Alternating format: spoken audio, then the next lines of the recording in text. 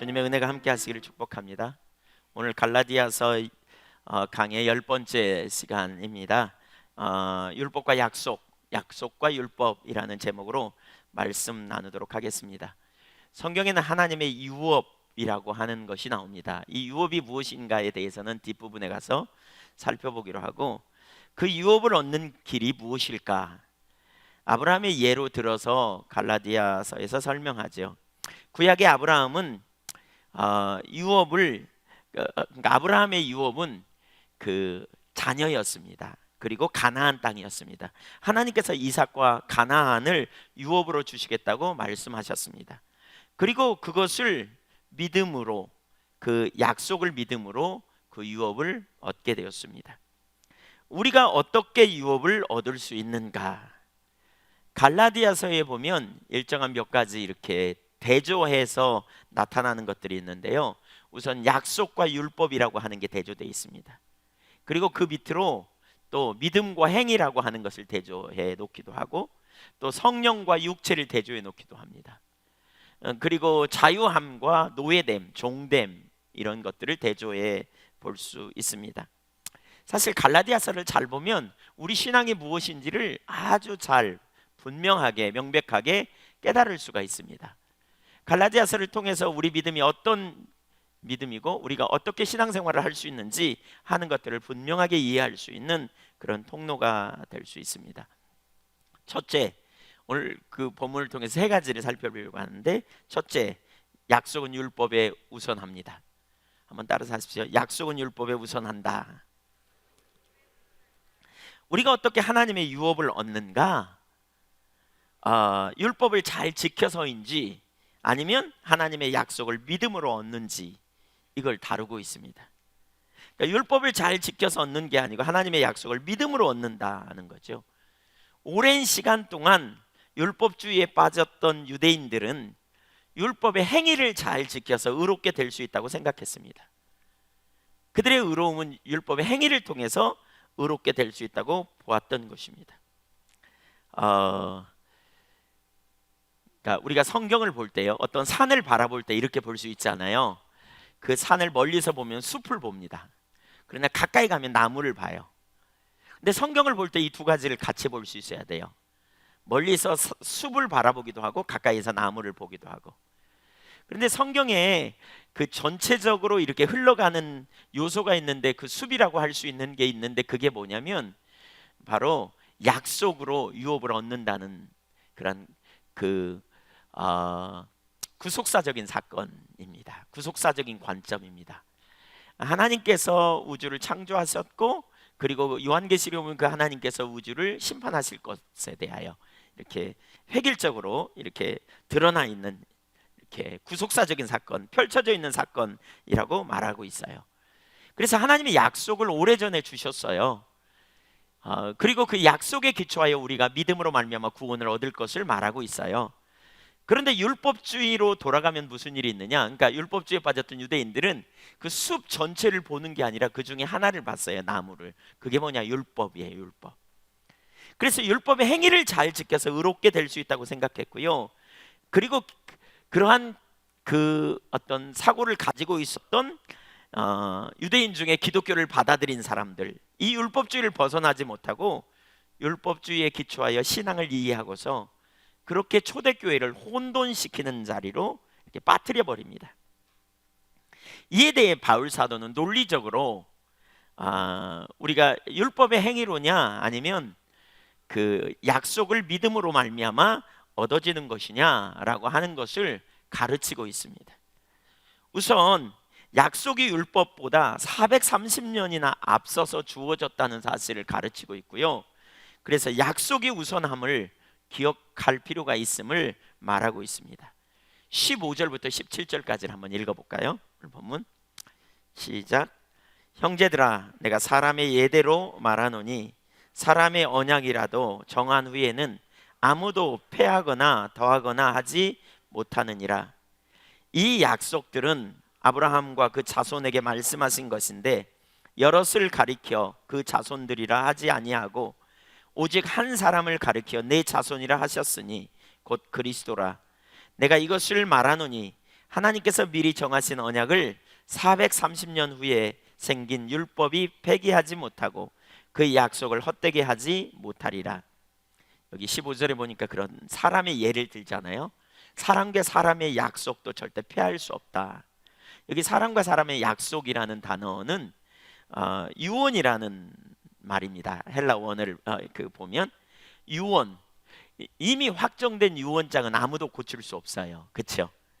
그런 것처럼 하나님의 언약은 절대로 고칠 수 없다는 거예요. 두말할 필요도 없다는 거예요. 하나님께서 우리에게 주신 이 약속은 그대로 이루어지고요, 불변하시기 때문에 아무도 손댈 수 없는, 그래서 변함이 없는 약속으로 우리에게 주어진 것이라는 거예요. 그러면서 16절에 뭐라 그랬어요? 하나님이 아브라함과 그 후손에게 이 약속을 주셨다는 거예요. 따라서 17절에 미리 확정된 이 약속을 430년이 지나서 모세 때에 하나님께서 율법을 주시는데 그 율법으로 그 언약을 어떻게, 그 약속을 폐할 수 있겠느냐라고 말하고 있어요. 율법이 먼저라고요? 약속이 먼저라고요? 약속이 먼저라고요. 예, 약속이 먼저라고요. 하나님이 아브라함에게 약속을 주셨고요, 그 약속을 통해 아브라함이 믿음으로 말미암아 약속을 성취받은 것을 말하고 있어요. 율법이 먼저가 아니다 이렇게 말하고 있어요. 사실 성경은 구속사적인 사건으로 이걸 성경 전체에 흐르고 있는 이게 맥락인 것을 볼 수 있어요. 그러니까 그러면서 18절을 보면, 18절 읽어보겠습니다. 시작. 만일 그 유업이 율법에서 난 것이면 약속에서 난 것이 아니리라. 그러나 하나님이 약속으로 말미암아 아브라함에게 주신 것이라.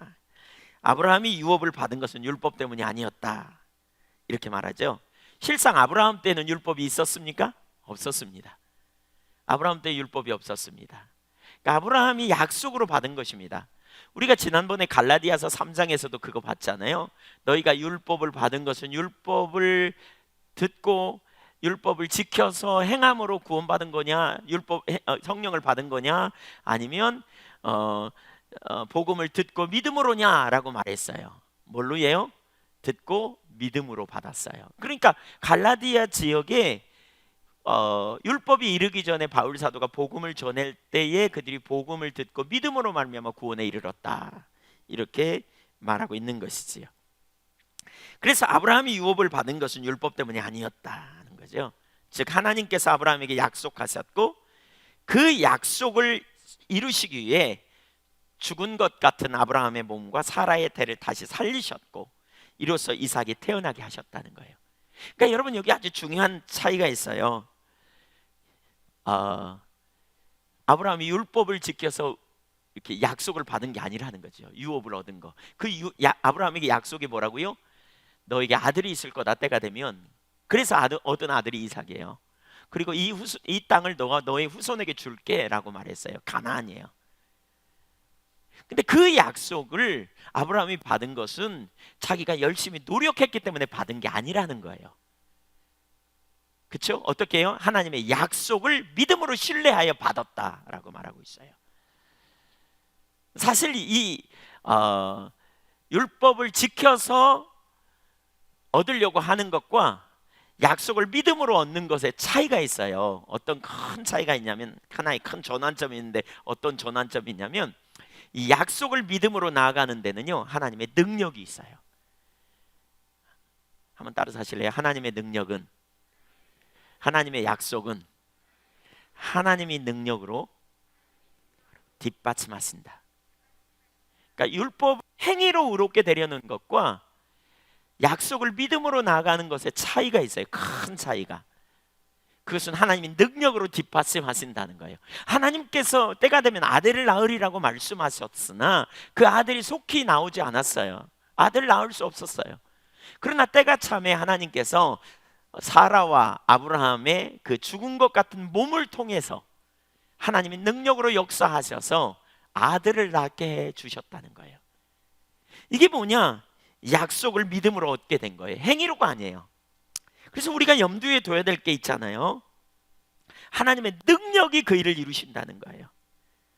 이처럼 우리가 하나님의 유업을 누리는 것은 율법을 잘 지켜서 의롭게 되는 것이 아니라 예수 그리스도를 믿는 믿음 안에서 의롭게 되는 것이요, 이것은 하나님의 능력으로 뒷받침하시기 때문에 가능한 일이라는 거예요.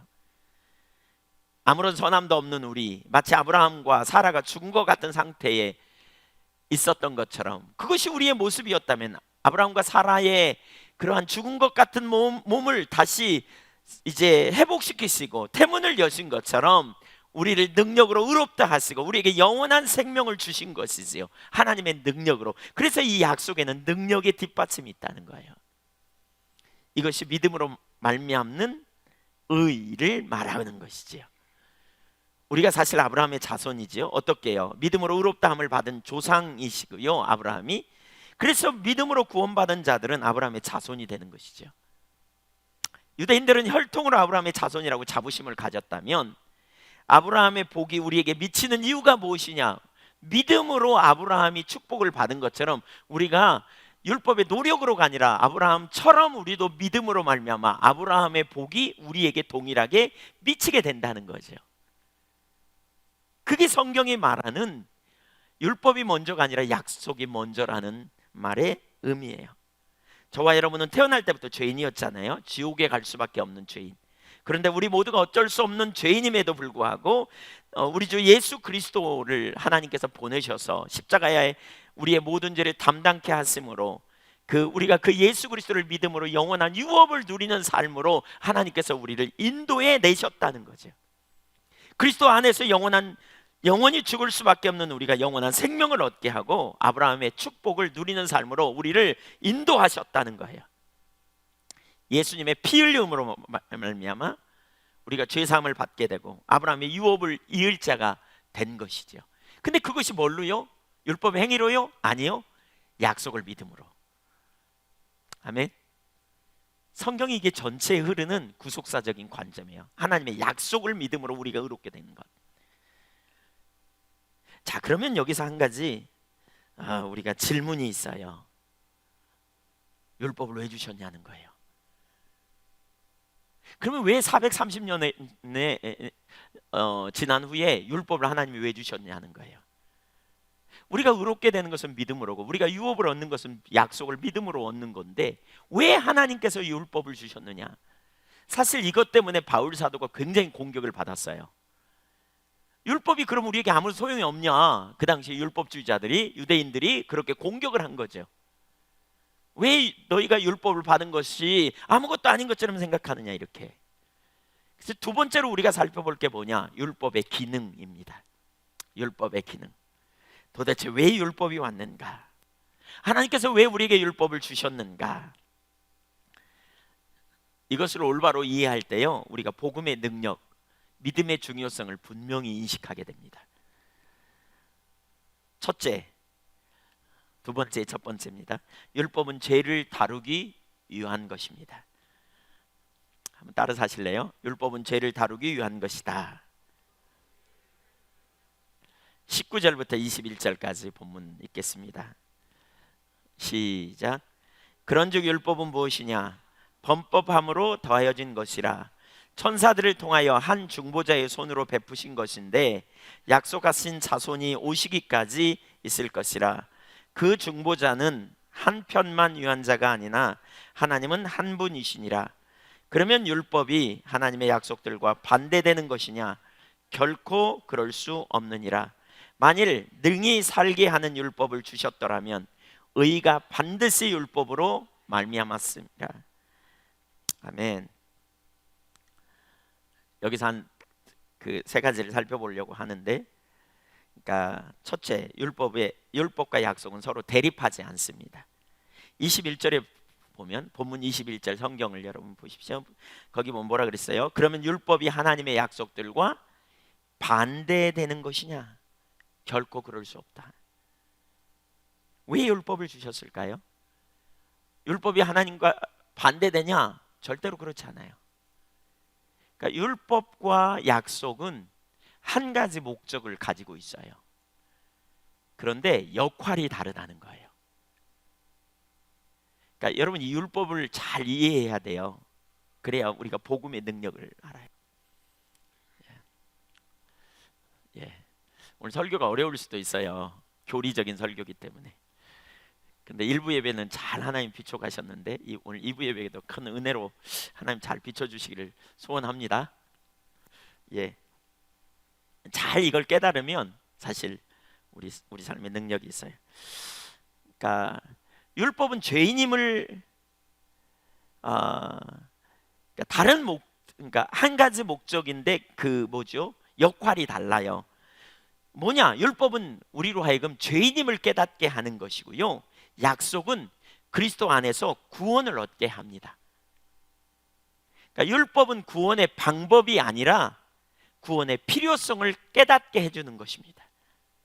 우리로 죄인임을 깨닫게 하셔서 율법을 통해 네가 죄인이야 이걸 발견하게 해서 구원의 필요를 보게 해주시는 것, 그것이 율법이 우리에게 주어진 최우선 목적이에요. 모든 인간이 죄 아래에 있다는 사실을 깨닫게 하는 거죠. 성경 여러 곳에서 이 부분을 말하는데 로마서 3장 20절 한번 찾아보겠습니다. 시작. 그러므로 율법의 행위로 그의 앞에 의롭다 하심을 얻을 육체가 없나니 율법으로는 죄를 깨달음이니라. 율법으로 하나님 앞에 의롭다함을 얻을 육체가 없어요. 왜냐하면 온갖 일을 항상 행하지 않으면 불가능하다 그랬거든요. 그래서 모든 사람이 죄인이에요. 결국 뭐예요? 율법은 내가 죄인이구나 이걸 깨닫게 돼요. 율법으로는 죄인임을 깨닫게 해요. 로마서 7장 7절 9절 7절부터 9절까지. 그런즉 우리가 무슨 말 하리요? 율법이 죄냐? 그럴 수 없느니라. 율법으로 말미암지 않고는 내가 죄를 알지 못하였으니 곧 율법이 탐내지 말라 하지 아니하였다면 내가 탐심을 알지 못하였으리라. 그러나 죄가 기회를 타서 계명으로 말미암아 내 속에서 각양 탐심을 이루었나니 이는 법이 없으면 죄가 죽은 것임이니라. 전에 법을 깨닫지 못할 때에는 내가 살았더니 계명의 이름에 죄는 살아나고 나는 죽었도다. 율법은 선한 것입니다. 율법은 하나님으로부터 왔습니다. 그리고 그 율법을 통해서 하나님이 우리 가운데서 뭔가 일하시는데 어떤 일을 하느냐? 우리가 죄인이라는 사실을 깨닫게 하신다는 거예요. 그래서 율법을 다르게 표현하면 거울과 같다 이렇게 말할 수 있어요. 율법은 거울과 같아요. 거울 앞에 서면 내 모습이 보이잖아요. 내 모습이 어떤지, 내 얼굴이 어떤지. 그러죠.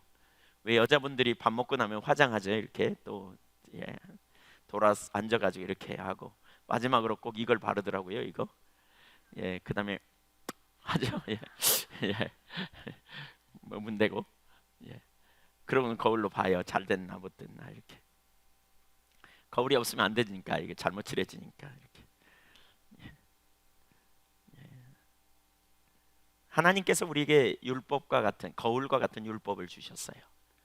내 모습을 보게 하려고, 내가 명백한 죄인임을 깨닫게 하려고, 내가 어떤 상태인가 이거를 분명히 인식하게 하시려고. 그래서 율법의 기능 중에 하나는 뭐냐? 바로 죄를 깨닫게 하는 거죠. 두 번째로 율법의 기능은 영원히 존재하지 않습니다. 여기서 말하는 두 번째는 첫 번째, 두 번째를 말합니다. 그것은 중보의 자손 메시아가 오시기까지다라고 표현합니다. 19절을 한번 보겠습니다. 본문 19절. 그런즉 율법은 무엇이냐? 범법함으로 더하여진 것이라 천사들을 통하여 한 중보자의 손으로 베푸신 것인데 약속하신 자손이 오시기까지 있을 것이라. 약속하신 자손이 오시기까지 있을 것이다 그랬어요. 율법이 어느 때까지예요? 약속하신 자손이 우리 가운데 오시기까지예요. 23절에도 보십시오. 23절. 믿음이 오기 전에 우리는 율법 아래에 매인받고 계시될 믿음의 때까지 갇혔느니라. 계시될 믿음의 때까지 율법 아래 있다 이렇게 말하고 있어요. 그러니까 그 믿음 안에서 우리가 구원받게 될 때까지. 율법이 언제까지 효력을 발휘하느냐면 그리스도가 오시기까지예요. 구원받을 때까지예요. 그러니까 그리스도 안에서 율법의 모든 저주는 더 이상 효력이 없어지게 되었어요. 왜냐하면 주님께서 율법의 요구를 이루셨기 때문이죠. 그리스도께서 율법의 요구를 완전케 하셨어요. 예수님이 오셔서 율법의 의를 이루셨죠. 마태복음 5장 17절을 보면 이렇게 말씀합니다. 내가 율법이나 선지자를 폐하러 온 줄 생각하지 말라. 폐하러 온 것이 아니요 완전하게 하려 함이라. 예수님이 오셔서 율법을 폐해버리는 게 아니고요, 율법이 필요 없는 게 아니고 율법을 완전케 하려고 오셨다는 거예요. 이 율법이 뭘 요구합니까? 우리에게 의를 요구합니다. 의로움. 그러나 율법으로는 의롭게 할 자가 없었어요. 온갖 것을 항상 지키지 않으면 저주 아래 있다고 우리가 갈라디아 3장 10절 이하에서 봤잖아요. 그러므로 모두가 저주를 받게 되었어요. 그래서 하나님의 아들이 오셨어요. 그리고 그 아들을 믿는 믿음 안에서 우리가 비로소 어떻게 해요? 의롭게 되는 삶으로 나갈 수 있게 된 것이지요. 내가 죄인임을 깨닫고 항복하게 될 때 우리는 그리스도 안에서 새로운 신분을 발견하게 되는 것이지요.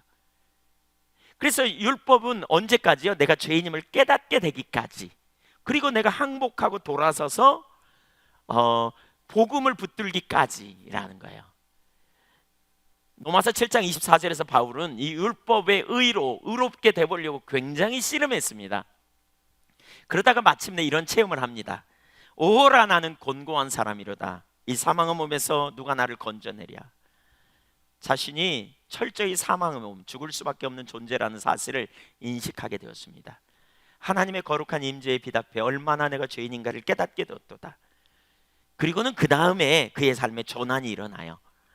율법 앞에서 철저한 죄인임을 발견했고 더 이상 법 아래 있지 않다, 율법 아래 있지 않다라는, 그리고 그리스도 안에서 새로운 법을 그는 발견합니다. 로마서 8장 1절에 보면 이렇게 말합니다. 그러므로 이제 그리스도 예수 안에 있는 자에게는 결코 정죄함이 없나니, 결코 정죄함에 눌리지 않는다. 왜냐하면 법 아래 있지 않기 때문이다. 왜요? 예수 그리스도를 믿는 믿음 안에서 의롭게 되었기 때문이다 라고 고백하는 것이지요. 그러면서 2절, 이는 그리스도 예수 안에 있는 생명의 성령의 법이 죄와 사망의 법에서 너를 해방하였음이라 라고 말합니다. 그는 더 이상 자신의 행위를 신뢰하지 않습니다. 육체를 신뢰하지 않습니다. 그는 성령을 신뢰하고 약속을 신뢰하고 생명의 성령의 법을 의지하며 그 법 아래에 있는 자임을 발견하게 된 것입니다. 율법은 죄인이라는 사실을 깨닫게 합니다. 율법은 제한된 역할을 가지고 왔습니다. 그리스도가 오시기까지라고 말합니다. 먼저 죄인인 것을 고백하게 해줍니다. 그런 까닭에 말씀 앞에 정직하게 직면하는 사람은 하나님 앞에 자기가 얼마나 죄인인가 철저하게 선함 없는 자임을 깨닫게 됩니다. 율법이 내게 깨닫게 하시는 것을 볼 수 있어야 합니다. 나 자신부터 적용하는 그것이 필요합니다. 근데 여기서 중요한 한 가지를 잠깐 짚고 넘어가겠습니다. 그러면 율법은 우리에게 아무 소용이 없느냐? 그렇지 않습니다. 로마서 10장 4절을 좀 보겠습니다. 로마서 10장 4절. 그리스도는 모든 믿는 자에게 의를 이루기 위하여 율법의 마침이 되심이니라. 그러니까 그리스도가 의를 이루기 위하여 율법의 마침이 되셨다. 율법의 의로 의롭게 될 수 없기 때문에 예수님이 십자가에 달리셔서 우리의 죄를 담당하시고 예수를 믿는 믿음 안에서 의롭게 된 거죠. 우리가 율법의 여기서 마침은 폐기가 아니에요. 없어져 버린 게 아니에요. 그래서 로마서 3장 31절에 보면 이렇게 표현해요. 같이 한번 읽을까요? 시작. 그런즉 우리가 믿음으로 말미암아 율법을 파기하느냐? 그럴 수 없느니라. 도리어 율법을 굳게 세우느니라. 그러니까 율법을 파기하지 않는다는 거죠. 오히려 도리어 율법을 굳건하게 세운다는 거예요. 그러니까 율법을 우리가 지켜야 될 사명이 주어진다라고 말하고 있어요. 그러면 우리가 지켜야 될 율법이 뭐예요? 구약부터 내려오는 그 모든 율법인가? 사실은 그 율법을 우리가 지킬 능력이 없었기 때문에 우리 힘으로 안 됐어요. 그래서 예수 그리스도가 오셨고요, 그 예수 그리스도께서 율법을 완성시키셨다고 말하고 있어요. 그래서 우리는 예수 그리스도께서 완성시킨 율법, 그리고 우리가 예수 그리스도 안에 새로운 율법을 주님은 우리에게 주셨어요. 그 율법의 삶을 살도록 우리에게 주셨어요. 그 새로운 계명이 뭐냐? 요한복음 13장 34절 35절이에요. 한번 보실까요? 시작. 새 계명을 너희에게 주노니 서로 사랑하라. 내가 너희를 사랑한 것 같이 너희도 서로 사랑하라. 너희가 서로 사랑하면 이로써 모든 사람이 너희가 내 제자인 줄 알리라. 예수님이 우리에게 주신 새로운 계명이에요. 이게 뭐냐? 새로운 율법입니다. 그거 뭐냐? 이웃 사랑하라는 겁니다. 사실 그래서 우리가 예수 그리스도 안에서 하나님 앞에 의롭다 칭함을 받은 주님의 자녀들이 지켜야 될 새로운 율법은 사랑의 이중계명입니다. 하나님을 사랑하고 이웃을 사랑하는. 갈라디아서 6장 2절에도 이 부분을 다루고 있습니다. 이 부분 나중에 또 다룰 거고요. 근데 6장 2절 같이 한번 읽어보겠습니다. 시작. 너희가 짐을 서로 지라 그리하여 그리스도의 법을 성취하라. 이 그리스도의 법이 뭐냐? 하나님 사랑, 이웃 사랑이에요. 우리가 존재를 다해 하나님을 사랑하고 그분의 사랑을 알고 그분을 사랑하는 가운데, 친밀한 교제 가운데 하나님의 사랑하는 우리의 이웃을 사랑하는 거예요. 예. 이 온전한 율법이에요. 이게 믿음으로 구원에 이르게 된 자에게 주시는 율법. 이제 우리는 새로운 율법을 가져요. 그래서 바울 사도는 고린도서에서 그렇게 말해요. 나는 모세의 율법 아래 있지 않고 나는 그리스도의 율법 아래 있다. 나는 예수님의 율법 아래 있다 라고 고백해요. 그 예수님의 율법이 무엇이냐? 바로 이 사랑의 이중계명이에요. 그러니까 우리는 법 아래 그 율법 아래 있지 않지만, 그러나 우리는 새로운 율법 아래 있다는 사실을 기억해야 돼요. 예수 그리스도를 믿는 믿음 안에서.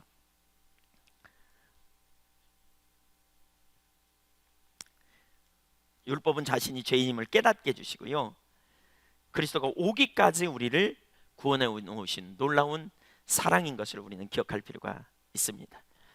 결국 율법은 죄를 깨닫게 해요. 우리 속에 해답이 없다는 사실을 발견하게 해요. 두 번째, 율법은 우리를 그리스도께로 인도합니다.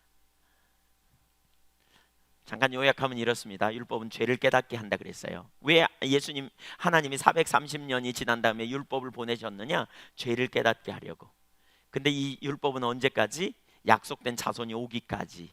그래서 예수 그리스도가 오기까지 우리에게, 그러니까 우리 모두가 예수님을 만나기까지, 십자가의 복음을 깨닫기까지 율법이 작동한다는 거예요. 율법이 역사한다는 거예요. 율법이 역할을 감당해요. 그래서 우리가 어떻게 해요? 두 번째 율법의 그 역할 중에 두 번째는 뭐냐? 우리를 그리스도께로 인도해요. 그러니까 두 번째인데요, 그리스도께로 인도해요. 한번 보겠습니다. 22절부터, 본문 22절부터 24절까지 읽겠습니다. 여기 앞에 보시지 말고요, 여러분 성경 보시면 그래야 끊어지지 않고 같이 읽을 수 있으니까요. 시작. 그러나 성경이 모든 것을 죄 아래에 거두었으니 이는 예수 그리스도를 믿음으로 말미암는 약속을 믿는 자들에게 주려 함이라. 믿음이 오기 전에 우리는 율법 아래에 매인 바 되고 계시될 믿음의 때까지 갇혔느니라. 이같이 율법이 우리를 그리스도께로 인도하는 초등교사가 되어 우리로 하여금 믿음으로 말미암아 의롭다함을 얻게 하려 함이라. 아멘. 여기 22절에 보니까 성경이 모든 것을 죄 아래 가두었다. 여기서 말하는 성경은 율법을 가르칩니다. 율법이 우리 모든 것을 죄 아래 가두었다. 율법 아래서는 모든 사람이 죄인이에요. 또 23절에 보니까 뭐라고 그랬어요? 율법 아래 묶인 바 되었다, 매인 바 되었다. 또 율법 아래 갇혀버렸다. 그래서 율법 아래서의 삶은 뭐냐? 노예됨이에요. 자유함이 없어요. 왜? 지켜야 되니까. 왜? 그거 안 지키면 안 되니까. 그래서 거기에는 진정한 안식과 평강이 없어요. 눌림이에요. 종된 삶이에요. 제 아래 갇힌 삶이에요. 그런데 왜 갇혔다고요? 왜 이렇게 붙잡혔다고요? 영원히 율법 아래서 저주의 형태로 살라고 주신 게 아니고 24절에 보니까 우리를 그리스도께로 인도하시려고 라고 말하고 있어요. 여기 초등교사라는 말이 있는데, 그것은 율법이 하는 기능 중에 하나가 기본적인 것을 우리에게 가르친다는 거예요.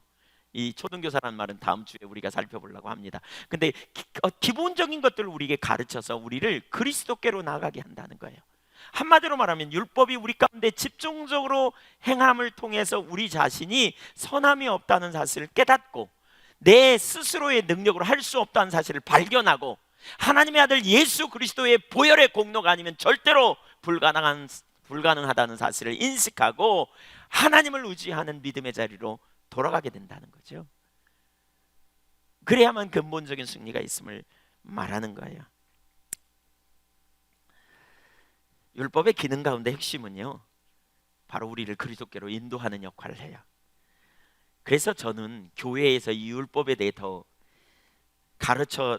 다뤄져야 된다고 봅니다.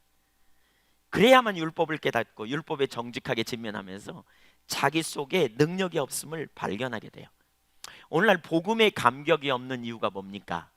오늘날 사람들이 십자가의 복음에 감격이 없는 이유는 율법 앞에서 자신의 처지를 인식하지 못해서 그렇습니다. 자기가 얼마나 죄인인지 몰라서. 율법을 우리에게 주신 이유가 있는데 그것은 우리를 그리스도께로 인도하기 원하셨다고 말했어요.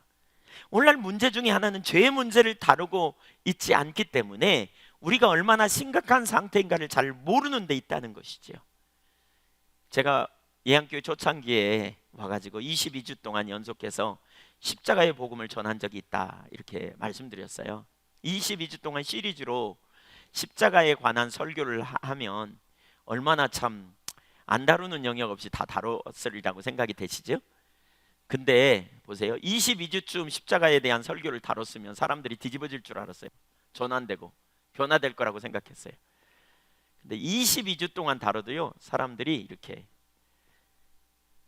마지막 주간에 특별히 설교를 들으면서 별로 이렇게 감동이 없는 것 같더라고요. 저는 설교 준비하면서 되게 은혜가 됐거든요. 근데 사람들은 별로 감동이 없는 거 있죠. 예. 너무 마음이 낙심되더라고요. 그냥 사람들이 뒤집어질 걸 기대했다가 안 뒤집어지니까 제가 너무 낙심이 돼가지고 제가 그냥 여기 강대성에 혼자 남아가지고 다 예배 끝나고도 안 가고 혼자 뒤집어져가지고 혼자 남아가지고요, 혼자 너무너무 낙심하고 씩씩거리고 있었습니다. 야, 정말 얼마나 힘든지, 얼마나 죽을 것 같은지 막 마음속으로.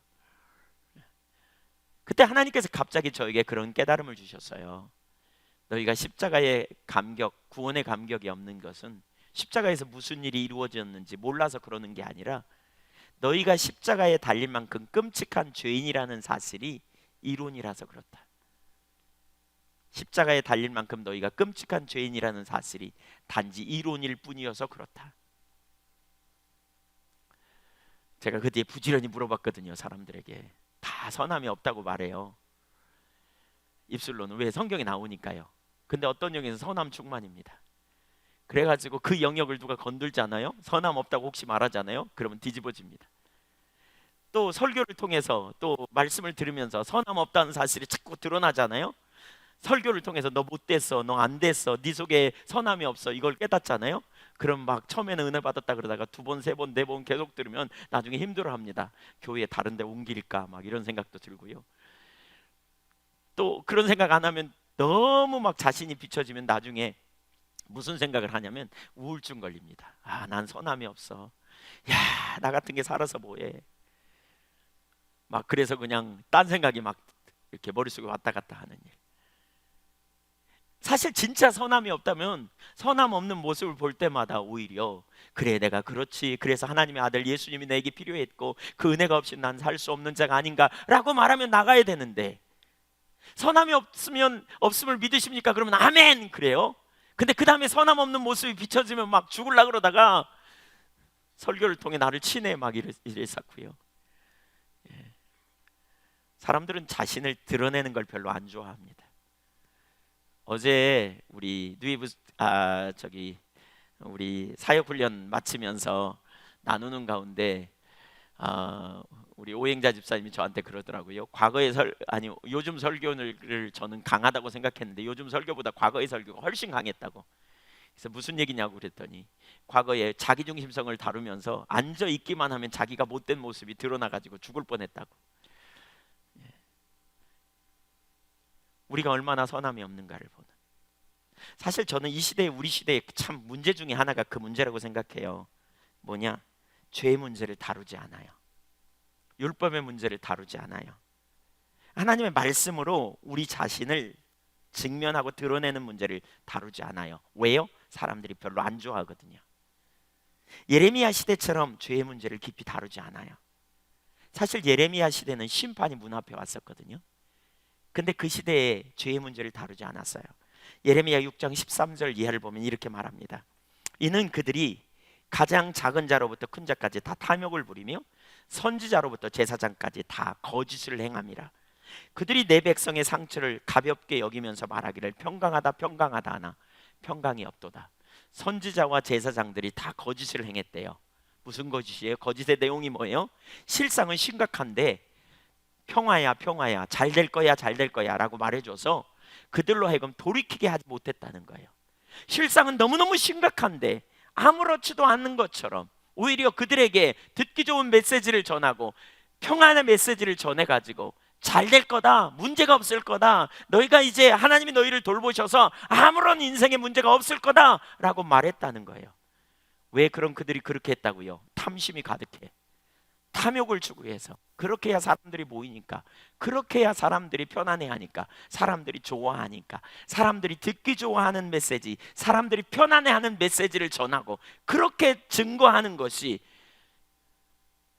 자기 많은 유익을 위해 도움이 될 것 같으니까 그렇게 했다는 거예요. 근데 그게 왜 거짓이에요? 심지어 그들은 하나님의 말씀을 가져다가 증거했어요. 예루살렘에 하나님이 함께 하신다, 하나님이 너희와 함께 하신다고 구약에 약속하고 있지 않냐?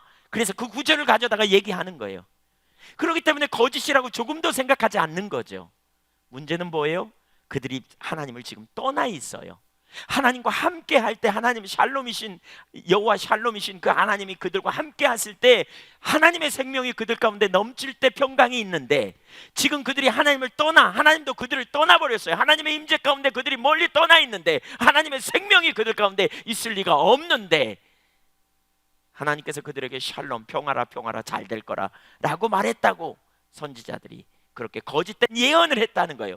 성경 구절을 가져다가 그렇게 설교를 하고 그렇게 가르쳤다는 거예요.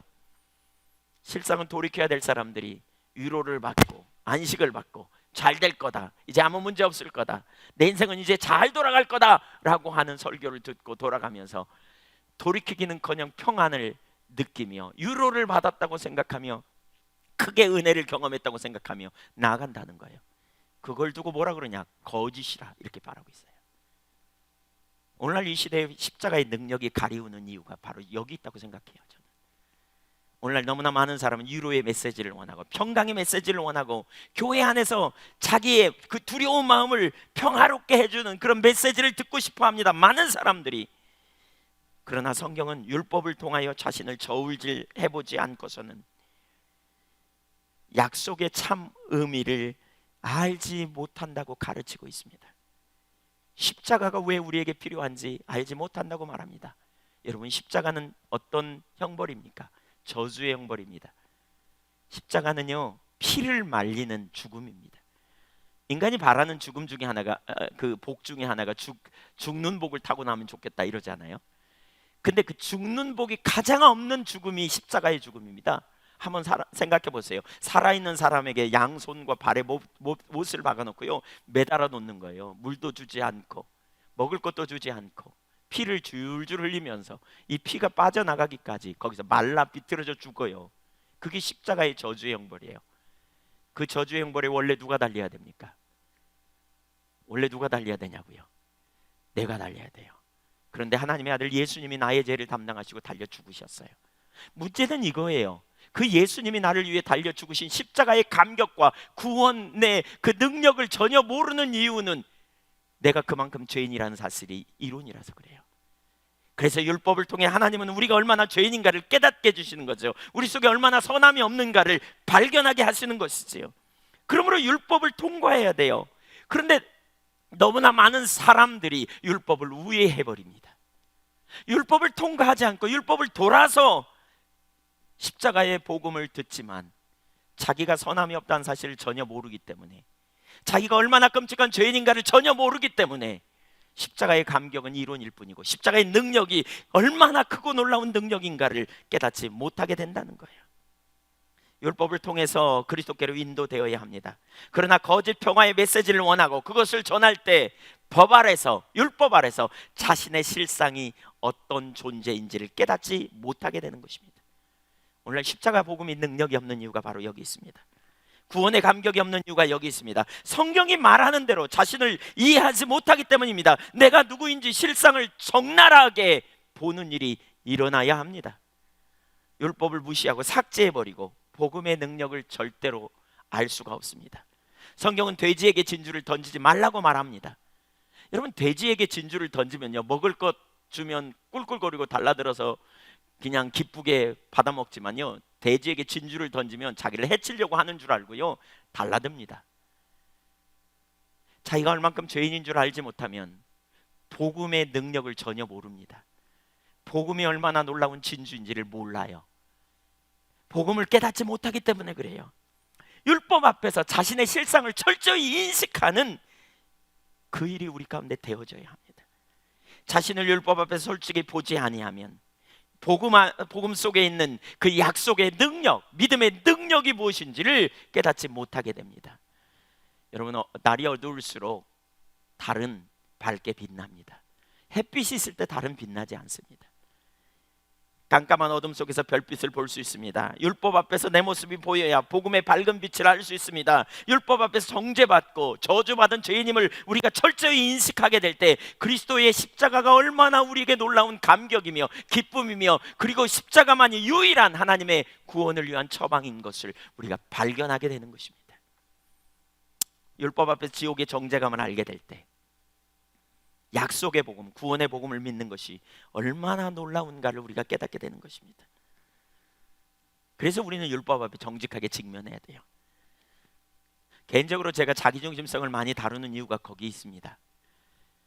자기중심성에 대해서 자주 설교하는 이유가 거기 있습니다. 우리가 어떤 존재인지를 보라고, 깨달아야 된다고, 우리 속에 얼마나 선함이 없는가를 발견해야 됩니다. 그리고 정말 하나님의 아들 예수 그리스도, 그분이 왜 십자가를 지셔야 했는가를 분명히 인식할 수 있는 것은 우리가 너무 심각한 죄인이고, 그리고 그러한 죄인임을 발견할 때만 십자가의 능력을 알기 때문에 그렇습니다. 그런데요, 제가 자기중심성에 대해서 다루다 보면 많은 사람들이 힘들어합니다. 그리고 어떤 사람들은 도망가려고 합니다. 피하려고 합니다. 왜 그럴까요? 왜요? 자신을 보는 일이 쉽지 않기 때문에 그렇습니다.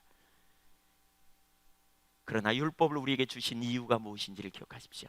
결국 율법을 통과하면서, 율법을 위하지 않고 율법에 직면하면서 내가 얼만큼 끔찍한 죄인인가를 하나님의 비추심으로 깨닫게 해야 되고, 결국 율법을 통과할 때 그 율법의 손을 잡고 우리는 그리스도께 가는 겁니다.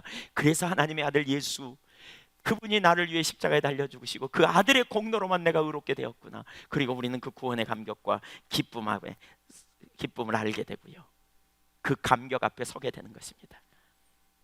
율법 앞에 정직하게 대면하는 여러분이 되시기를 축복합니다. 율법은 구원의 조건부가 아니에요. 만일 그렇다면 우리 중에 아무도 구원 얻을 사람이 없어요. 우리는 율법 앞에서 낮아지고, 율법 앞에서 우리는 겸손해져서 하나님의 아들 예수님만이 우리의 유일한 구원자가 되신다는 사실을 발견하고 예수님을 믿는 믿음으로 달려가는 것, 그것이 하나님께서 우리에게 주신 구원의 능력이며 또한 복음의 비밀입니다. 이게 율법의 기능입니다. 율법의 기능에 대해 설명했습니다. 두 가지입니다. 하나는 죄를 깨닫게 한다면, 또 다른 하나는 우리가 율법을 통과함으로 말미암아 우리가 그리스도께로 나아가도록 이끌어내신다는 겁니다.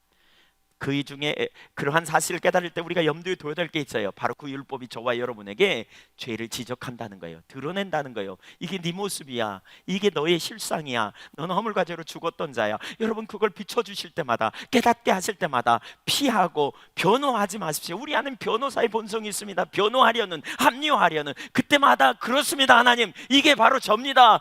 그리고 눈을 들어, 그러기 때문에 하나님의 아들 예수 그리스도, 그러기 때문에 그 약속된 하나님의 아들 예수 그리스도의 복음이 아니면, 십자가가 아니면 내 속에 어떤 선함도 없음을 우리가 고백하고 구원의 감격과 기쁨을 누리는 믿음의 종들이 되시기를 축복합니다.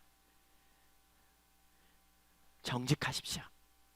혹시 여러분의 모습이 그렇다면 원래 내가 그런 자, 그런 나를 위해 베푸신 하나님의 자비와 긍휼, 이런 나를 건지신 주님의 크신 은혜, 하나님의 아들이 나를 위해 죽으시다니, 그 하나님을 경외함으로, 그리고 그 사랑과 자비와 긍휼이 풍성하신 하나님의 보좌 앞에 믿음으로 담대히 반응하는 우리 모두가 되어야 되겠다고요.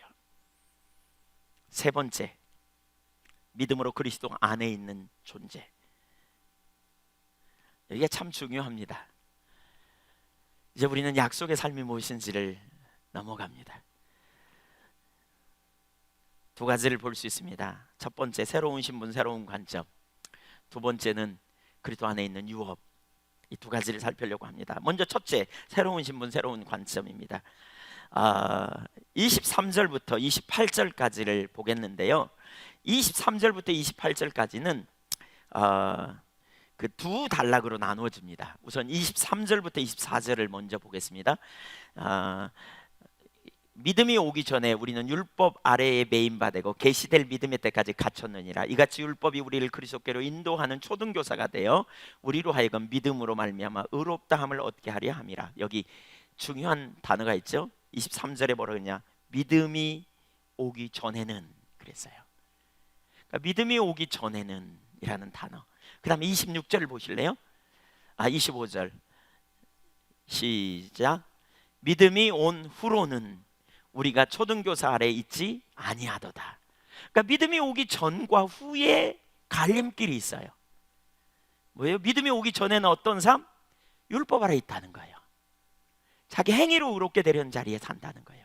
자기 노력으로 하나님 뜻대로 하나님을 기쁘시게 해보려고 도전하는 삶이라는 거예요. 그래서 결국 갇히고 매이고 묶이고 억압 아래 있고 이런 삶이었다는 거예요. 여기에는 자유함이 없어요. 여기는 노예된 삶이에요. 율법과 행위와 육신 그리고 노예됨의 삶이에요. 이쪽은. 그러나 율법이 온 후의 삶은 다른 삶이에요. 바로 그 율법이 온 후의 삶은 약속에 의한 삶이고 믿음에 의한 삶이고 성령에 의한 삶이고 그리고 이 삶에는 자유함이 있는 삶이에요. 여기엔 새로운 관점이 열리는 삶이에요. 그래서 율법이 온 후로는 거기 그러니까 믿음이 온 후로 나타난 두 가지 변화를 볼 수 있는데 25절부터 28절까지는 첫 번째 변화는 소극적 접근인데 더 이상 율법 아래 있지 않다는 거예요. 여러분 믿음이 온 후로 더 이상 여러분은 율법 아래 있지 않습니다. 아멘. 근데 너무나 많은 사람이 아직도 율법 아래 삽니다. 너무나 많은 사람이 율법 아래 있지 않다. 더 이상 우리는 율법 아래 있지 않습니다. 적극적 접근이 있습니다. 놀라운 변화가 일어난 것을 말합니다. 세 가지 변화를 말해요. 26절부터 28절까지 읽겠습니다. 26절 보십시오. 시작. 너희가 다 믿음으로 말미암아 그리스도 예수 안에서 하나님의 아들이 되었으니 누구든지 그리스도와 합하기 위하여 세례를 받은 자는 그리스도로 옷 입었느니라. 너희는 유대인이나 헬라인이나 종이나 자유인이나 남자나 여자나 다 그리스도 예수 안에서 하나이니라. 여기 두 가지를 살펴볼 수 있는데 우선 26절과 27절과 28절에서 제가 시간이 없어서 이 부분을 깊이 살펴보기는 못하겠고요. 요약해서 살펴보면 26절과 27절과 28절에서 세 가지 변화를 말해요. 첫 번째는 뭐냐? 아들이 되었다는 거예요. 그리스도 예수 안에서 아들이 되었다. 26절에 여러분 예수 그리스도로 말미암아 아들이 되었어요. 아멘. 그 다음에 27절에 뭐라 그러냐? 그리스도로 옷 입어졌다. 옷 입혀졌다. 이 말은 우리의 신분이 변한 거예요. 우리의 신분이 새로워짐을 의미해요. 그 다음에 세 번째로는 뭐라 그랬느냐? 하나가 되었다. 모두가 하나가 됐다. 근데 이 세 번째는 26절과 27절과 28절에 나오는 중요한 단어를 살펴봄으로써 이 단어를 좀 더 이 구절을 이해할 수 있어요. 26절을 보세요. 여기 보면 중요한 단어가 있어요. 너희가 다 믿음으로 말미암아 아들이 되었다.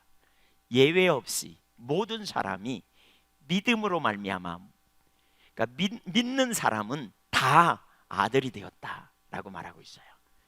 27절에 보니까 그리스도로 옷 입혔는데 입었는데 누가 입었느냐? 누구든지 그리스도 합하교에 세례 받은 사람은 그랬어요.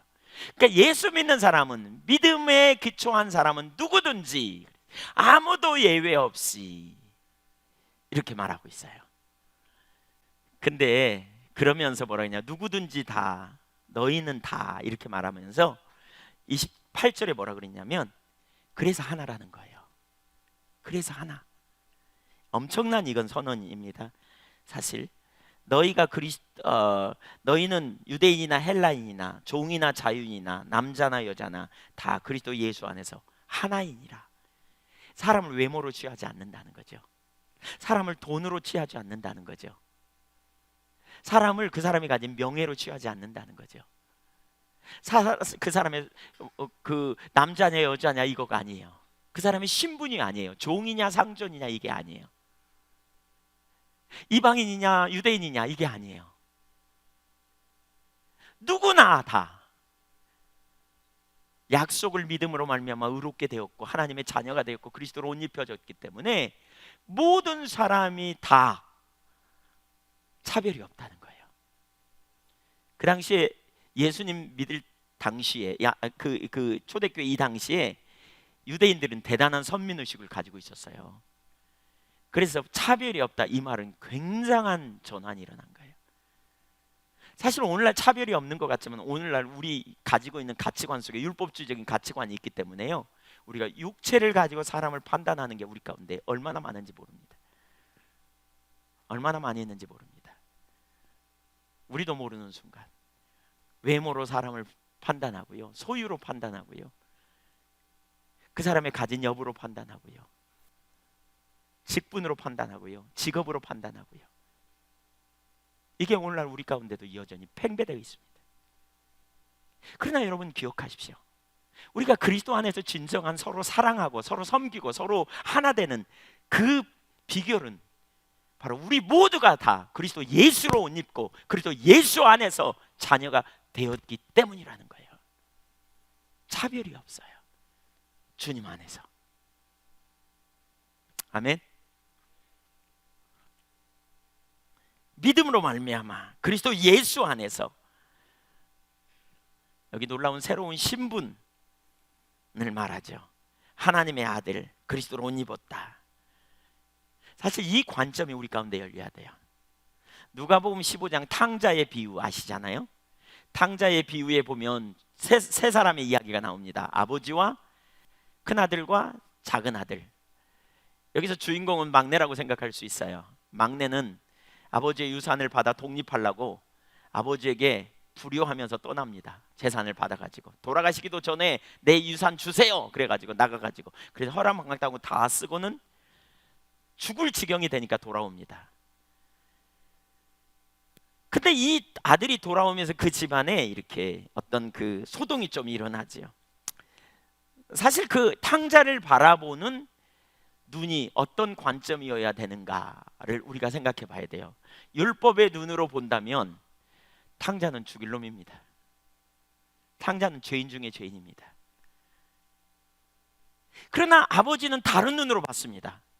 이 율법의 눈으로 본 두 사람 이야기, 세 사람 중에 두 사람이 율법의 눈으로 봤습니다. 우선 탕자 자신이 자기는 율법의 눈으로 자기를 보았더니 자기는 하나님의 그러니까 자기 아버지의 아들 될 자격이 없다는 거예요. 자기는 노예의식. 그래서 나를 품꾼의 하나로 써주소서라고 말해야지 라고 돌아옵니다. 큰아들도 그 눈으로 봅니다. 율법의 눈으로 큰아들도 봤습니다. 큰아들은 아버지께 순종했던 아들입니다. 큰아들은 착하게 살았습니다. 그런데 자기 동생이 돌아왔을 때 아버지가 하는 행동을 이해할 수가 없었습니다. 율법의 눈으로 보면 죽일 놈인데, 율법의 눈으로 볼 때는 당장에 밭에 나가서 일부터 시작해야 될 놈인데,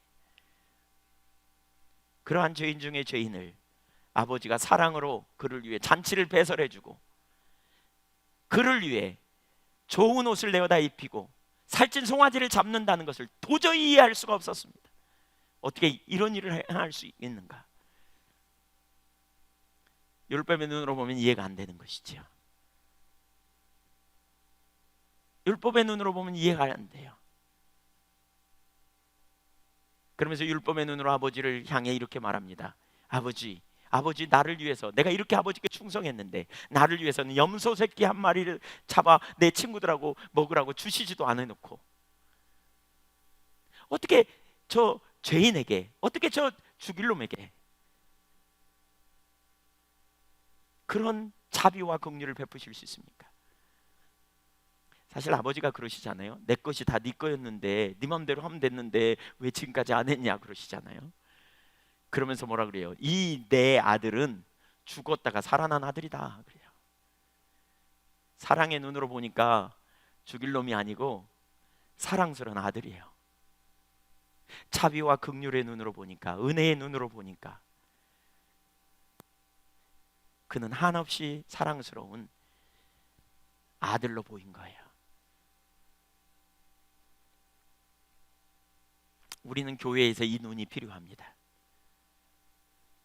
우리가 예수님의 계명을 순종하며 사는 삶에 바로 이 눈이 필요합니다.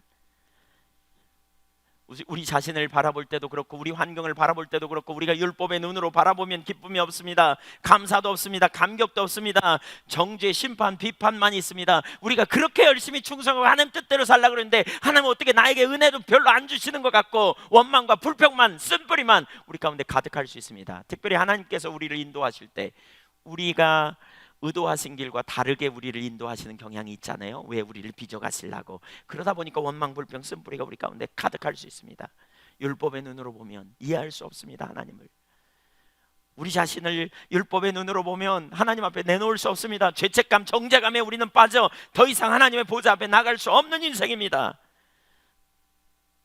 그러나 우리가 약속을 믿음으로 의롭게 되는 약속의 눈을 갖는다면, 은혜의 눈을 갖는다면, 하나님의 눈을 갖는다면 그것이 사랑의 눈이고, 그럴 때 우리가 받아들여진 존재요, 그리스도 안에 새로운 신분을 받은 자요, 이런 나를 건지신 주님의 은혜와 사랑이 얼마나 큰지, 그리고 우리에게 주어진 환경이 얼마나 감사할 조건들이 많은지, 찬송가 기자가 고백하는 것처럼 만 개의 입이 있으면 그 입 다 가지고 내 주의 크신 은혜를 찬양하겠다고 고백했던 찬송가 저자처럼 우리는 하나님을 진정으로 찬양하고 감사하고 하나님을 예배하는 자리에 서게 될 것입니다.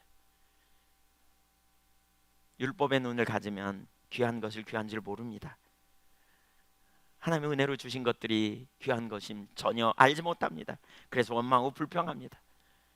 율법의 눈으로 다른 사람을 보면 절대로 용납이 안 됩니다. 이해가 안 됩니다. 하나 될 수 없습니다. 왜 내가 저와 하나 돼? 내가 이렇게 나은데, 내가 저보다 훨씬 뛰어난데 어떻게 나하고 하나 될 수 있어? 절대로 불가능합니다. 사랑의 눈, 은혜의 눈, 자비의 눈, 예수님의 눈으로 본다면 우리의 삶을 그렇게 살지 않겠죠. 판단이 내려지고 존중하고 피차에 그리스도를 경외함으로 복종하는 삶을 살 수 있겠죠. 바라기는 우리가 약속을 믿음으로 율법 아래 더 이상 있는 자가 아니고 우리는 약속을 믿음으로 의롭게 된 자로서 그 은혜의 눈으로 우리를 바라보신 주님의 눈으로 자신을 바라볼 뿐만 아니라 우리의 환경을 바라보고 우리의 이웃을 바라보는, 그러므로 그리스도의 계명을 실천하는 저와 여러분이 될 수 있기를 간절히 소원합니다. 한번 따라서 하십시오. 주여, 주여, 우리에게 그 눈을 주십시오. 하나님의 관점. 안목. 마지막 두 번째입니다. 세 번째, 두 번째, 그리스도 안에서 유업을 이을 자. 이 믿음으로 말미암아 우리는 유업을 누리는 겁니다. 29절을 보겠습니다. 너희가 그리스도의 것이면 곧 아브라함의 자손이요 약속대로 유업을 이을지니라. 너희가 그리스도의 것이라면, 너희가 예수를 믿음으로 의롭게 되었다면, 그래서 그리스도의 소유라면 너희는 아브라함의 자손이다. 왜? 아브라함이 믿음으로 의롭게 된 것처럼 너희가 믿음으로 의롭게 되었기 때문에, 그래서 너희는 영적 아브라함의 자손이 됐다라고 말하고 있지요. 우리는 이제 그 약속으로 말미암아 유업을 받은, 믿음 안에 있는 그러한 유업을 우리는 받은 자입니다. 곧 예수 그리스도를 믿음으로 말미암아 의롭게 된 자입니다. 근데 그 의롭게 된 우리에게 주시는 유업, 갈라디아서에서 나타난 유업이 뭐냐? 이 부분은 앞으로도 계속 나타나지만 그 핵심 유업은 뭐냐? 성령을 우리에게 주시는 것입니다. 생명이신 하나님께서 아브라함에게 함께 하셨던 것처럼 함께 하시고요, 친히 아빠가 되어서 보호하시고 돌보시는데, 그 예수 그리스도께서 가시면서 이렇게 말하죠. 내가 가면 또 다른 보혜사를 너희에게 주리라. 저는 진리의 영이라 너희 속에 영원히 계시겠다. 그러면서 내가 가서 너희를 고아처럼 버려두지 아니하려고 너희에게로 오리라 그랬어요. 보혜사 성령으로 우리 가운데, 영으로 우리 가운데 오셨어요. 그래서 성령을 우리는 그리스도의 영이라고 말씀하고 있죠. 갈라디아서 3장 14절을 보겠습니다. 갈라디아서만 나타난 구절을 몇 군데만 봐도 금방 알 수 있어요. 이는 그리스도 예수 안에서 아브라함의 복이 이방인에게 미치게 하고 또 우리로 하여금 믿음으로 말미암아 성령의 약속을 받게 하려 함이라. 약속된 성령을 받게 하려고 하셨다라고 말하고 있습니다. 여기 성령의 약속은 약속된 성령을 가르칩니다. 그렇게 번역할 수 있습니다. 아브라함의 기업, 유업, 아브라함에게 주신 축복을 우리가 받는 비결이 뭐냐? 하나님의 그 유업이 뭐냐? 약속된 성령을 받는 거예요. 그리스도께서 영으로 우리 안에 오시는 거, 그리고 우리 안에 내주하시고 우리를 돌보시고 우리를 이끄시는 삶, 이 삶을 이루겠다는 거예요. 갈라디아서 5장 5절도 보면 우리가 성령으로 믿음을 따라 의의 소망을 기다리나니, 의의 소망은 어떻게? 성령으로 말미암아 가능하다는 거예요. 5장 25절, 만일 우리가 성령으로 살면 또한 성령으로 행할지니 우리는 성령으로 삶을 얻은 자이고 그렇기 때문에 성령으로 행하라 라고 말하고 있습니다. 갈라디아서 6장 8절, 자기의 육체를 위하여 심는 자는 육체로부터 썩어질 것을 거두고 성령을 위하여 심는 자는 성령으로부터 영생을 거두리라. 영생을 거두게 될 거다라고 말합니다. 성령에 의하여, 성령의 능력으로 하나님만 하실 수 있는 유업을 누리게 된다라고 말합니다. 성령께서 인도하시고 깨닫게 하시고 돌보시고 기름 부으심. 어떻게요? 갈라디아 교회에 율법을 알기 전에, 지난번에 우리 살폈죠? 갈라디아 3장에 2절에 너희가 성령을 받았다라고 말하면서 그것은 율법의 행위로가 아니라 듣고 믿음으로 받았다. 그래서 처음 예수 믿을 때 성령 받은 것을 가르치고요. 5절에 뭐라 그랬어요? 너희에게 성령을 주신다. 그것은 현재형이라고 그랬어요. 반복적으로 성령을 주셨다고요, 갈라디아 교회에. 그래서 그들은 능력의 체험들을 많이 했어요. 그리고 그 삶이 능력 있는 삶을 살게 되었어요. 하나님의 유업이 뭐냐? 우리에게 성령을 주셔서 우리가 반복적으로 성령 충만한 삶을 살게 함으로 말미암아 능력 있는 삶을 살도록 하시는 것이 하나님의 의도요, 하나님의 계획이라는 거예요. 그 능력과 그 유업을 누리는 여러분이 되시기를 축복합니다. 저는 그 유업을 사실 사모합니다. 제 삶을 돌이켜보면 제가 처음 예수 믿을 때 성령 받은 것을 분명히 압니다. 근데 그때만 제가 성령 충만하지 않았습니다. 처음 예수, 인격적인 주님을 만날 때 제 삶에 얼마나 놀라운 변화가 있었는지 모릅니다. 얼마나 놀라운 감격이 있었는지 모릅니다. 제가 여기 가까운 남경산 거기에 이렇게 왔었었는데, 그 산기도를 마치고 내려오는데 산에서 날아오는 것 같이 느껴졌어요. 얼마나 제 마음에 기쁨과 감격이 넘쳤는지 몰라요. 뭐 어떤 현상을 말하는 게 아니고 제 마음에 말할 수 없는 기쁨과 감격. 그 전에 제가 마시던 술도 담배도 또 제가 올바르지 않은 제 모든 행위도 완전히 뒤집어졌습니다. 주변의 사람들이 저에게 어떻게 그렇게 하루아침에 획기적으로 변했냐고 그랬습니다. 성령님의 역사가 아니면 불가능합니다. 근데 그 이후에 제가 예수 믿으면서 점점 배터리 떨어지듯이 이렇게 죄를 이기지 못하는, 세상을 이길 능력이 없는 제 자신의 모습을 보았습니다. 또 제가 어렸을 때부터 되게 많이 아팠거든요. 정말 또 이렇게 말하면 여러분 중에 어떤 분 보기와는 다르게 좀 그렇게 아팠냐 이렇게, 보기는 어떤데요 제가. 제가 음식 얘기하면 꼭 그러더라고요. 어디 가서 음식 못 먹으면 보기와는 다르게 어떻게 음식을 잘 못 먹냐. 그래서 내가 먹기는 잘 먹게 보이나 이런 생각. 근데 사실 제가 많이 아팠어요. 육신이 많이 아팠어요. 자주 아픈. 근데요, 그 청년의 수련회를 가기 전에 이렇게 식중독에 걸렸어요. 똑같이 음식을 어느 음식점에서 먹고 나왔는데 저만 식중독에 걸렸어요. 아주 유명했어요. 제가 여름에 식중독 한 번씩 안 걸리면 뭐 급성 이질 뭐 이런 거 안 걸리면 넘어간 적이 거의 없을 만큼 아팠어요.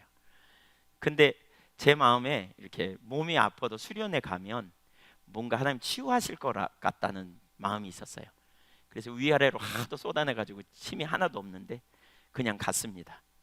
그리고 올라가서 가가지고도 엄청 힘들었는데요, 첫날 저녁에 집회 중에 하나님께서 강력하게 임재하셨어요. 그리고 난 다음에 제가 그 이후에 정말 여러 해 동안 감기 한번 안 걸리고요, 하나님 정말 놀라운 치유를 이루셨습니다. 제 삶에. 저는 그날 밤에 성령님께서 반복적으로 제게 충만케 하시는 역사로 제 삶을 획기적으로 바꾸셨다고 봅니다. 그 뒤에 제가 단독 목회에 나와가지고 너무너무 힘들고 어려웠습니다. 제가 저쪽에서 사람이 오면 전도해야 될 전도사가 사람 보고 피해버렸습니다. 왜냐면 하도 사람들이 안 받아주니까 상처를 받아가지고. 그래서 빨리 목사 한 수 받고 이 동네 떠나면 목회 잘하리라 이런 생각을 가졌었습니다. 그런데 그 즈음에 제가 어떤 상황에 하나님을 갈망하는 가운데 성령께서 저에게 다시 충만케 기름 부으셨습니다. 그때 이후로 놀라운 치유가 교회 가운데 나타났고, 제가 더 이상 사람들이 무섭지 않았습니다. 두렵지 않았습니다. 사람들 만나는 게 하나도 두려운 일이 아니었습니다. 기쁨이었고, 사람들이 오히려 저를 배척하는 얘기를 해도 그게 상처가 되지 않고 기쁨으로 나가서 섬길 수 있었습니다. 그때 제가 성령으로 충만하지 않았더라면 어디로 도망갔을지 모르겠습니다. 그러나 그 이후로 하나님께서 저를 그 교회에 떠나지 말고 있으라고 그렇게 제게 감동하셔서 얼마든지 다른 데로 갈 수 있는 기회가 있었지만 하나님 뜻대로 순종하겠다, 거기에 7년 동안 있었습니다. 물론 그 중간중간에도 하나님 저에게 반복적으로 성령으로 충만케 하셨습니다. 제 느슨해진 마음이 다시 새로워지고 회복되는 자리에 가게 되고요, 자기 중심에서 헤매고 있던 저를 깨닫게 하시고 돌이키게 하시고요, 전환하게 하시고요. 저는 하나님의 유업인 성령의 능력이 우리 가운데 함께할 때 얼마나 강력한 삶을 살 수 있는지를 제가 압니다. 왜 반복적으로 성령께서 우리 가운데 충만케 하지 않으면 안 되는지 제가 압니다. 여러분, 과거의 이례적인 경험이 여러분의 삶을 보장하지 않습니다. 물론 성령께서 우리 가운데 끊임없이 역사하시고 작동하심으로 우리가 그 성령의 능력에 붙들림 받아요 하나님을 기쁘시게 하는 삶을 살 수 있는 것입니다. 율법은 생명을 주지 못합니다. 약속의 생명이 있습니다. 오늘 본문 21절을 다시 한번 읽겠습니다. 그러면 율법이 하나님의 약속들과 반대되는 것이냐? 결코 그럴 수 없느니라. 그 다음, 만일 능히 살게 하는 율법을 주셨더라면, 율법은 능히 살게 하지 못한다니까요. 율법을 살게 하는 율법을 줄게 하셨다면, 생명이 있다면, 율법에 생명이 있다면 의가 반드시 율법으로 말미암았으리라. 그러나 율법엔 생명이 없다, 율법엔 능력이 없다는 거예요. 바로 하나님께 능력이 있다, 그분의 약속의 능력이 있다. 그분의 약속을 믿음으로 신뢰할 때 그분이 능력으로 역사하셔서 이삭의 태문을 열은 것이, 이삭을 낳게 하신 것처럼, 아브라함의 태문을 열어 사라의 태문을 열어 이삭을 얻게 하신 것처럼, 바로 그분이 우리에게 능력이라는 거예요. 죄를 이길 능력, 세상을 이기게 하는 능력, 육신의 질병을 치유할 능력, 모든 상황 속에서 우리를 회복시키는 놀라운 능력. 로마서 8장 3절 4절에 보면 이렇게 말합니다. 같이 한번 읽을까요? 이 구절 읽고 간단히 설명을 마치려고 그러는데, 시작. 율법이 육신으로 말미암아 연약하여 할 수 없는 그것을 하나님은 하시나니 그 죄로 말미암아 자기 아들을 죄 있는 육신의 모양으로 보내어 육신의 죄를 정하사 육신을 따르지 않고 그 영을 따라 행하는 우리에게 율법의 요구가 이루어지게 하려 하심이라. 율법이 육신으로 말미암아 연약하여 할 수 없어요. 율법은 할 수 없어요. 육신이 연약해서 할 수 없어요. 그러나 하나님은 하신다고요. 그리고 하나님이 행하시는 것은 결국 뭐냐? 우리가 성령을 쫓아 행할 때 그 일이 이루어진다는 거예요. 그래서 주님은 유업을 우리에게 주시되 성령을 부으셨어요. 성령님이 우리 안에 내주하셔서 우리를 이끄시고 친밀한 교제로 인도하시고 우리를 깨닫게 하시고 우리를 보게 하시고 교제하게 하시고 우리를 모든 진리로 이끄시고, 그뿐만이 아니라 반복적으로 충만케 하셔서 죄를 이기고 세상을 이기는 당신의 능력으로 무장시켜 주시고, 기름 부음으로 사역을 감당케 하시고, 기름 부음으로 잃어버린 세대를 향해 나아가 그 역사를 이루도록 우리를 빚어가십니다. 율법 안에는 생명이 없습니다. 그래서 하나님의 아들 예수 그리스도께서 우리를 위해 오신 약속, 그 약속을 믿는 믿음 안에 영원한 생명이 있음을 기억하고, 우리가 그 약속으로 말미암아 그리고 믿음으로 말미암아 우리가 영원한 생명을 소유한 자로서 그 언약 아래 있는 자임을 기억하고, 약속된 성령으로 충만케 되기를 사모하며 구함으로 말미암아 하나님 자원의 능력을 경험하는 여러분이 되시기를 축복합니다. 율법 아래는요, 잘 보세요, 율법 아래서는요 성화가 안 돼요. 죄를 이길 능력이 없어요. 내 노력으로니까요. 안 돼요. 세상 못 이겨요. 율법 아래는 하나님 나라에 가는 데까지 어떻게 갈지 모르겠어요. 약속 아래 있어야 돼요. 성령 아래 있어야 된다니까요. 성령님이 우리 안에 오셔서 성화, 하나님의 영광을, 고린도서 3장 18절에 하나님의 영광을 보게 하는 만큼 우리가 어떻게 해요? 주의 형상으로 단계적으로 변화된다는 거예요. 하나씩 하나씩 변화돼가요. 성숙이 이루어져요. 성령께서 우리를 깨닫게 하시고 성령께서 우리를 비추시고 성령께서 우리를 이끌어 가셔야 돼요. 성령께서 우리로 하여금 약한 자를 위해 기도하고 병든 자를 위해 기도할 때 능력으로 역사하시기도 하고 복음을 전할 때 뒷받침하시기도 하고 우리의 삶에 지혜가 없을 때 성령님을 의지할 때 지혜로 인도하시는 삶이 이루어진다고요. 율법 아래는 소망이 없어요. 바로 이 약속된 성령 아래 살아요. 여러분 지금 여러분 자신은 어디에 사십니까? 혹시 율법 아래 살지 않습니까? 율법에 믿음이 온 후로 율법에서 벗어나야 되는데 여전히 율법 아래 있지 않습니까? 여러분 여전히 율법의 요구를 이루려고 하는 내 노력과 내 열심으로 나가려고 하는 그 자리에 있지 않습니까? 아니면 여러분 안에 내주하신 성령님을 바라보고 성령님을 의지하고 성령의 인도를 따라 사시는 능력의 삶을 사십니까? 오늘 율법의 저주 아래, 율법의 억압 아래 있다면, 율법에 매이고 율법에 갇히고 율법에 눌려서 자유함이 없는 삶이라면 오늘 거기서 벗어나 성령에 의한 삶, 약속에 의한 삶, 놀라운 승리를 이룬 믿음에 의한 삶, 성령의 능력으로 사는 자유한 승리하는 삶이 우리 모두에게 열리기를 주님의 이름으로 축원합니다. 기도하겠습니다.